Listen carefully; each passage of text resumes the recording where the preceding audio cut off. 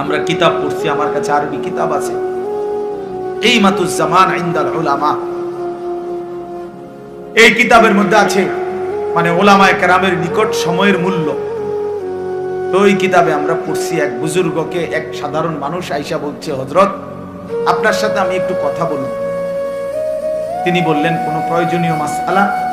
বললেন এমনি একটু কথা বলতাম। তখন উনি বললেন যে তাহলে তুমি সূর্যের গতিকে কিছুক্ষণের জন্য থামায় রাখো, যতক্ষণ তুমি কথা বলতে চাচ্ছ। যদি তুমি সূর্যের গতি থামাইতে পারো তাইলে আমি রাজি আছি, আর যদি না পারো তাহলে তুমি আমার হায়াতের এই আধা ঘন্টা কেন নষ্ট করো? এই সময় তো আমার, এই 20 মিনিট তো তোমার গেলে আমারও যাবে, 30 মিনিট তো তোমার গেলে আমারও যাবে, তুমি কেন নষ্ট করবে আমার এই হায়াত? বলে এইভাবে ভাবতেন না, এইভাবে ভাবছেন প্রতি সেকেন্ড আমার থেকেই যা। ইরতাহালাতিদ দুনিয়া মুদবিরা ওয়ারতাহালাতিল আখিরাতু মুকবিলা। নবী সাল্লাল্লাহু আলাইহি ওয়াসাল্লাম বলেন, উম্মত প্রতি মুহূর্তে প্রতি সেকেন্ডে দুনিয়া তোমার পিছনে যায়, আখিরাত তোমার আগে আসে। এক এক ঘন্টা যাচ্ছে মানে আমার দুনিয়া যাচ্ছে, প্রতি ঘন্টা যাচ্ছে মানে আমার আখিরাত আগাচ্ছে। আমি কবরের দিকে আগাইতেছি, আমি আখিরাতের দিকে আগাইতেছি। ফাকুনু আবনা আল আখিরা ওয়ালা তাকুনু আবনা আদ দুনিয়া। নবী সাল্লাল্লাহু আলাইহি সাল্লাম বলেন, অতএব আখিরাতের সন্তান হও, দুনিয়ার সন্তান হইও না। অর্থাৎ নবীজি বলছেন, উম্মত আখিরাতের পরিচয়ে পরিচিত হও, শুধু দুনিয়ার পরিচয়ে পরিচিত। শুধু ডাক্তার, শুধু ইঞ্জিনিয়ার, শুধু ব্যারিস্টার, শুধু উকিল, শুধু চাকরিজীবী, শুধু ব্যবসায়ী, শুধু রাজনীতিবিদ, শুধু শুধু এতটুকুই, শুধু একটা দুনিয়ার পরিচয়। ড্রাইভার, শুধু কুলি, শুধু দিনমজুর, শুধু কৃষক, এ তো দুনিয়ার পরিচয়। আল্লাহর নবী বলছেন, আখিরাতের পরিচয়ে পরিচিত হও। লোকে যেন বলে সে নামাজি, সে চরিত্রবান, সে দিনদার, সে আখলাকওয়ালা, সে মসজিদকে ভালোবাসে, মাদ্রাসাকে ভালোবাসে, উলামায়ে কেরামকে ভালোবাসে। হ্যাঁ, বছর শেষে হিসেব করে যাকাত দেয়, বা জামাত মসজিদে নামাজ পড়ে, রমজানে রোজা আদায় করে, হালাল হারামের পার্থক্য মেনে চলে। লোকে যেন বলে দিনদার, লোকে যেন বলে ফরহেজগার, লোকে যেন বলে আল্লাহওয়ালা। খোদার কসম, নবী বলছে, উম্মত এমন পরিচয়ে পরিচিত হও। শুধু দুনিয়ার পরিচয় লাগায়ও না, শুধু দুনিয়ার পরিচয়ে পরিচিত হও। এই জন্য আমার বাপ, আমি আমার এই কথাটা বললাম, সফলতা কিংবা ব্যর্থতার জন্য এটা কোনো বিষয় না, বিষয় হলো আখিরাত। ফামান যুহজিহা আনিন নার ওয়া উদখিলাল জান্নাহ ফাকাদ ফাজা। আল্লাহ কোরআনে বলছেন, যাকে জাহান্নাম থেকে মুক্তি দেয়া হলো, জান্নাতে প্রবেশ করানো হলো, সেই সফল হলো। কাদ আফলাহাল মুমিনুন, আল্লাহ বলেন ঈমানদারগণ সফল হয়েছে। কেন? আল্লাযীনা ইয়ারিসুনাল ফিরদাউসা। এই যে আল্লাহ সরাসরি কোরআনে বলছে কেন মুমিন সফল হয়েছে। আল্লাহ বলে কারণ তারা জান্নাতুল ফিরদাউসের উত্তরাধিকারী হবে।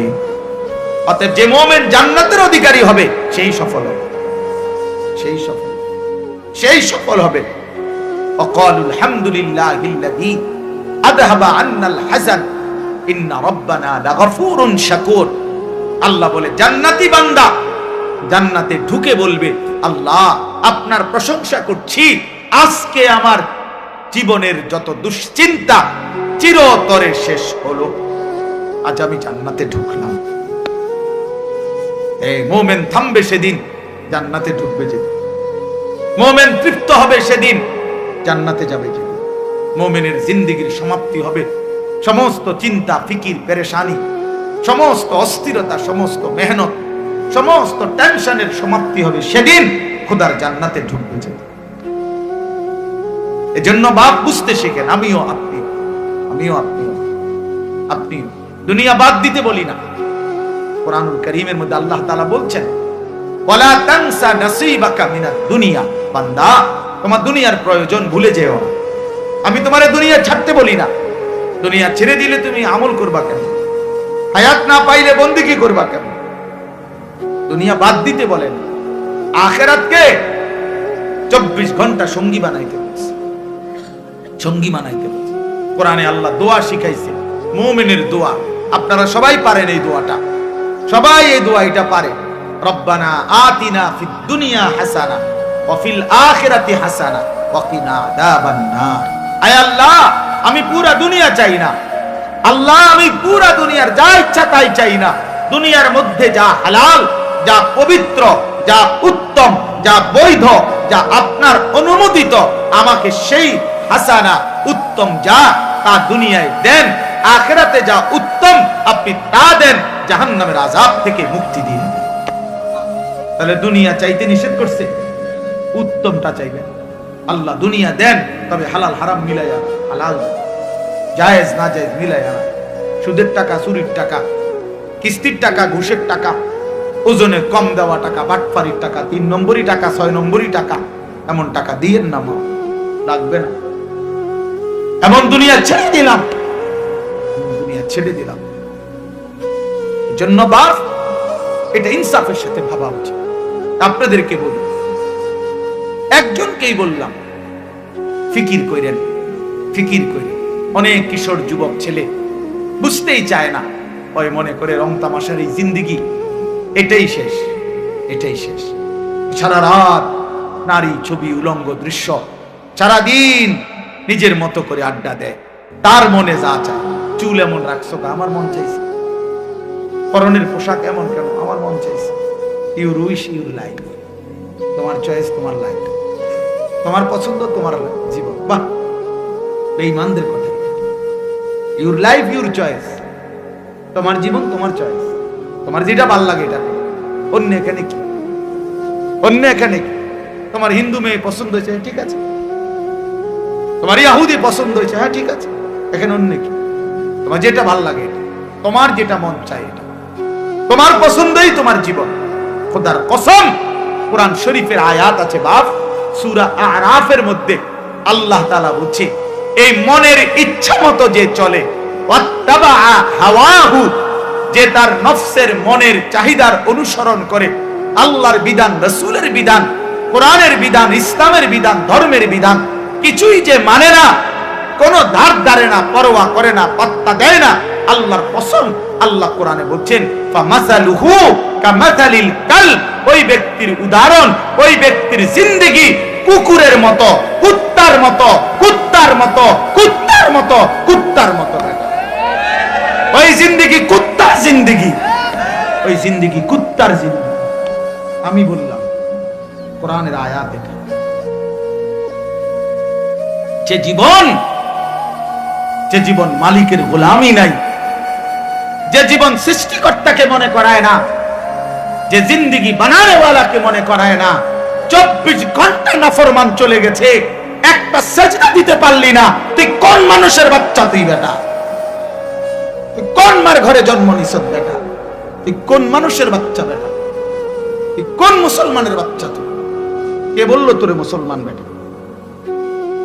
তুই জানোয়ার না তো জানোয়ার কে বেটা? একটা সেজদা দিবে না, মানুষের বাচ্চা এমন হবে? 24 ঘন্টায় একবারও মনিবের কথা মনে পড়বে না? ওমা কয় কি, আরে বলে কি? কিভাবে সম্ভব? কিভাবে সম্ভব? মানুষের বাচ্চা এমনি হয় কেমনে? মুসলমানের ঘরে জন্ম নিয়ে কিভাবে সম্ভব?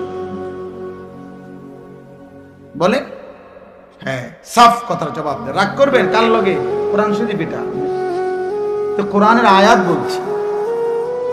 আপনি তরজমা ভুল করলে পরে আইসেন, অসুবিধা, আমরা তো আসি এনে, বুঝেন নাই? ফামাসালুহু কামাসালিল কালব, সরাসরি কোরআন শরীফ আল্লাহ বলছেন তার উদাহরণ কুত্তার মতো। কালবুন অর্থ কুকুর, অন্য কোনো অর্থ নাই, বিকল্প কোনো অর্থ নাই। ইন তাহমিল আলাইহি ইয়ালহাস আও তাতরুকহু ইয়ালহাস।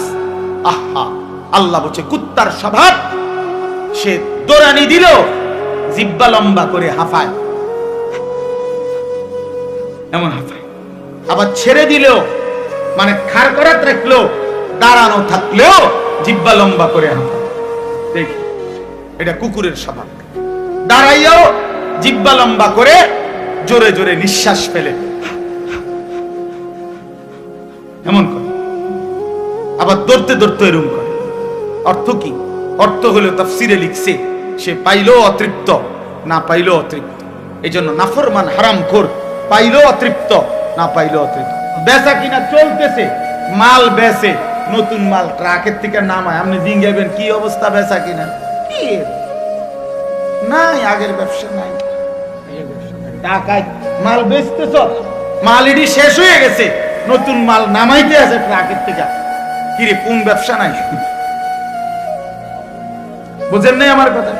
এটাই না না নাই, ও ব্যবসার মজা নাই, ও আগের ব্যবসা নাই। আর কোনটা নাই? আগের ব্যবসা কোন বছরে? কি গত 300 বছর আগের ব্যবসা নাই? তো তুমি এই সময় জন্ম নিলা কেন? তুমি ওই সময় আইতা, যে সময় ব্যবসা আসিল সেই সময় আইলা না কা? ব্যবসা আসিল নূহ আলাইহিস সালামের জমানায়, ঠিক না? তো ওই সময় জন্ম নিতা, এই সময় আইছো কি? এটা বুঝি কথা হইলো? মানে এটা হইলো কুকুরের সময়। মানে কি? পেলেও অতৃপ্ত, না পেলেও কি? নাফরমানের দুনিয়া শেষ হয়। আমার কথা সাফ কথা।